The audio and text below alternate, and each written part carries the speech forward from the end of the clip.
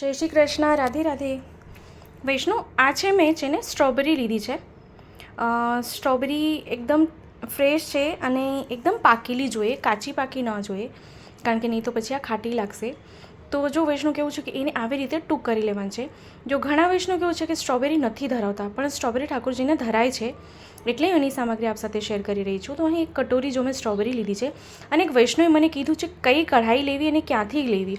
તો વૈષ્ણુ, આ છે ને હોમ ઝોનની કઢાઈ છે. આપ અહીં જોઈ શકો છો. તો આ છે ને ડીમાર્ટમાં ઇઝીલી મળી જાય છે, અને આપ આવી રીતે જો જોશો ડીમાર્ટમાં આપણે સરળતાથી મળી જશે. આમાં નાની મોટી સાઇઝ બધી આવે છે, આપને જે સાઇઝ લેવી હોય.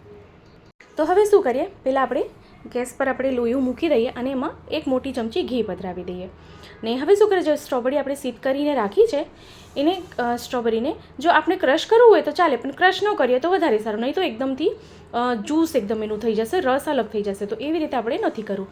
તો શું કરીએ કે એને છે ને પહેલાં ઘીમાં સોતળી લેવાનું છે એકદમથી, કે એનું જે મોઇશ્ચર છે, એનું જે જલનું ભાગ છે એ બધું બળી જાય. આપણે એને પછી આપણે એમાં દૂધ પધરાવવાનું છે.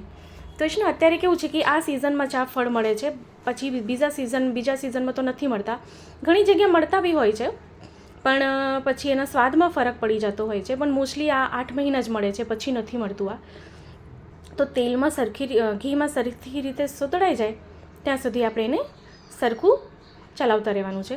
તો આવી રીતે શું કરવાનું, તવીથા તેને વચ્ચે આમ કરતું જવાનું છે. તો જે કટોરીથી આપણે સ્ટ્રોબેરી લીધી છે એ જ કટોરીના માપથી એક કટોરી અહીંયા દૂધ કરી દઈએ. અને સાથે આ છે આપને કહું તો અડધી કટોરી જે લીધું, અડધી કટોરી અહીં કાજુ અને ટોપરું છે ને એનું ખમણ છે, એને સાથે આમાં પધરાવી દેવાનું છે. તો આ છે ને આવી રીતે એનું ટેક્સચર થાય. આમ જો મતલબ જે દૂધ આપણે પધરાવીશું, દૂધ ઘટ્ટ થઈ જાય પછી એમાં એલચીનો ભૂકો કરી દઈએ, 5 ચમચી એલચીનો ભૂકો. અને પછી એને આપણે દૂધઘર જેવું થાય ઘટ્ટ, પછી આપણે એમાં સાકર પધરાવી દેવાની છે. તો આમાં જો વૈષ્ણવ રંગનો ઉપયોગ નથી કર્યો, પણ આપને જો ફૂડ કલરનો ઉપયોગ કરવો હોય, આપ કરતા હોય તો કરી શકો છો. પાવડર ફોર્મમાં ફૂડ કલર આવે છે, પાવડર ફોર્મમાં જે કલર આવે છે એ આપ કરી શકો છો. ઘણા કરે છે, ઘણા નથી કરતા. હું અહીંયા નથી કરી રહી. તો અહીં શું કરીએ, હવે આપણે એ જ કટોરીના માપથી પોણી કટોરી અહીંયા સાકર પધરાવી લઈએ.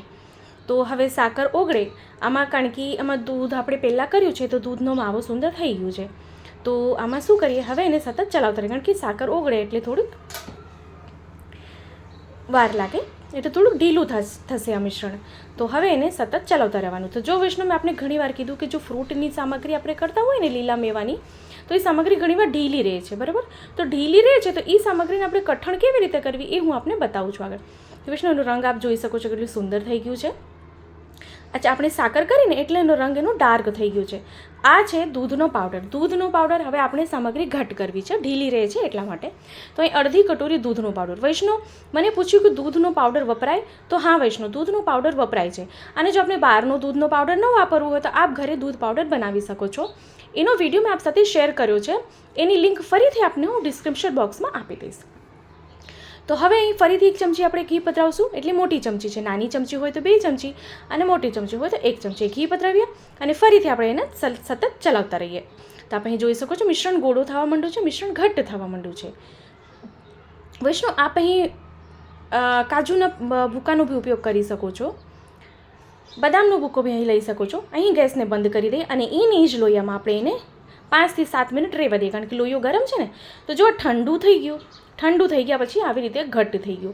હવે આપણે સમજાનું વિષ્ણુ, દૂધ પાવડર આપણે આમાં પધરાવ્યું પછી મિશ્રણ આવી રીતે ઘટ્ટ થઈ જાય છે, એટલે આપણી સામગ્રી સુંદર સિદ્ધ થઈ જશે. તો હવે આ મિશ્રણ સુંદર ઘટ્ટ થઈ ગયું છે. હવે આપણે એને ડીશમાં કાઢી લઈએ આવી રીતે, અને શું કરીએ, ઉપરથી એની સજાવટ કરી દઈએ. અહીંયા છે ને કાજુ અને પિસ્તાનું કતરણ લીધી છે મેં, એનાથી સજાવટ કરી રહી છે. આપને બદામની બી કતરણ હોય તો એની સજાવટ બી કરી શકો છો. તો વૈષ્ણવ, એક નવીન સામગ્રી છે, ખૂબ સુંદર અને સરળ સામગ્રીનો વિડીયો છે. તો વૈષ્ણવ, ચેનલ પર નવા છો તો ચેનલને સબસ્ક્રાઈબ કરશો, બેલ આઇકોન હિટ કરશો, કે જ્યારે બી કોઈ સરળ સુંદર અને આવી રીતે તરત થઈ જાય એવી સામગ્રીનો વિડીયો મૂકું તો આપ સુધી નોટિફિકેશન આવી જાય. અને વૈષ્ણવ, અગર આપને કંઈ પૂછવું છે તો મને કમેન્ટ બોક્સમાં કમેન્ટ કરીને પૂછી શકો છો. તો આપ અહીં જોઈ શકો છો સામગ્રી સુંદર ઠંડી થઈ ગઈ છે, અને ટૂંક સુંદર એકદમ બહાર આવે છે, અને ખૂબ સુંદર ચવડ બી નથી થઈ, સુંદર ટૂંક થઈ ગયા છે સામગ્રીને. હવે આપણે પ્લેટમાં સાજી લઈએ. તો વૈષ્ણવ, વિડીયો ગમે તો વિડીયોને લાઈક જરૂરથી કરશો, કમેન્ટ બોક્સમાં કમેન્ટ કરીને જણાવશો કે વિડીયો આપને કેવો લાગ્યો છે, અને આપણા વૈષ્ણવ ગ્રુપમાં શેર કરશો, જેથી વધુથી વધુ લોકો સુધી વિડીયો પહોંચી શકે. તો વૈષ્ણવ, અગર આપને કંઈ પૂછવું છે તો આપ મને કમેન્ટ બોક્સમાં કમેન્ટ કરીને પૂછી શકો છો. તો એક નવી સામગ્રી આપ સાથે શેર કરી વિડીયો કેવો લાગ્યો છે કમેન્ટ બોક્સમાં ચોક્કસથી જણાવશો. તો વૈષ્ણવ, આવી રીતે જ આપણે ફરીથી મળશું નવા વિડીયો સાથે. ત્યાં સુધી આપ સૌને મારા જય શ્રી કૃષ્ણ.